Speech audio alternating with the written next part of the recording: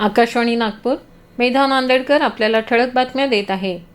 टुल्लू पंपांच्या बेकायदेशीर वापरास आळा घालण्यासाठी नागपूर महानगरपालिका आणि OCWने नागपूर पोलिसांच्या सहकार्यानं शहरभर विशेष मोहीम राबवली आहे. मागील 15 ते 20 दिवसात शहरातील विविध भागातून 206 बेकायदेशीर टुल्लू पंप जप्त करण्यात आले आहेत. संत गाडगेबाबा अमरावती विद्यापीठाच्या व्यवसाय प्रशासन आणि प्रबंधन विभागामार्फत अप्रेंटिसशिप एम्बेडेड डिग्री प्रोग्राम अंतर्गत BCom इन रिटेल मॅनेजमेंट अभ्यासक्रमासाठी प्रवेश प्रक्रिया सुरू झाली आहे. या अभ्यासक्रमातून विद्यार्थ्यांना पदवी शिक्षणासोबतच प्रत्यक्ष औद्योगिक अनुभव आणि शिकत असतानाच कमाईची संधी मिळणार आहे. 12वी उत्तीर्ण विद्यार्थी प्रवेशासाठी पात्र आहेत.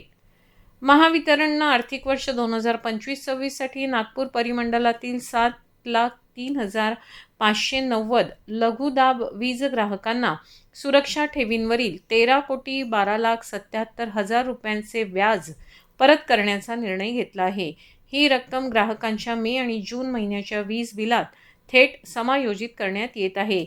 भारतीय रिझर्व्ह बँकेनं निश्चित केलेल्या दरानुसार सुरक्षा ठेवींवर व्याज दिलं जातं. भारतीय संगीतसृष्टीतील ज्येष्ठ पार्श्वगायिका सुमन कल्याणपूर यांना स्वरांजली अर्पण करण्यासाठी सुमन सुगंध हा विशेष संगीत कार्यक्रम 11 जून रोजी नागपुरातील डॉ. वसंतराव देशपांडे सभागृहात आयोजित करण्यात आला आहे.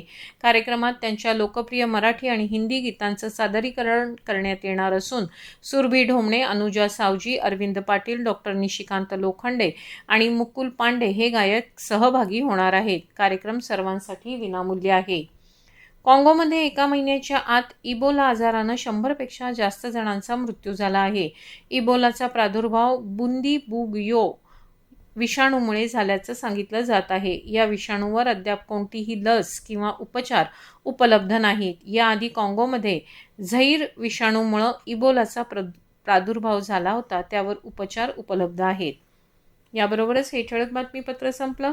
यापुढील बातमीपत्र रात्री 8:42 प्रसारित होईल. नमस्कार.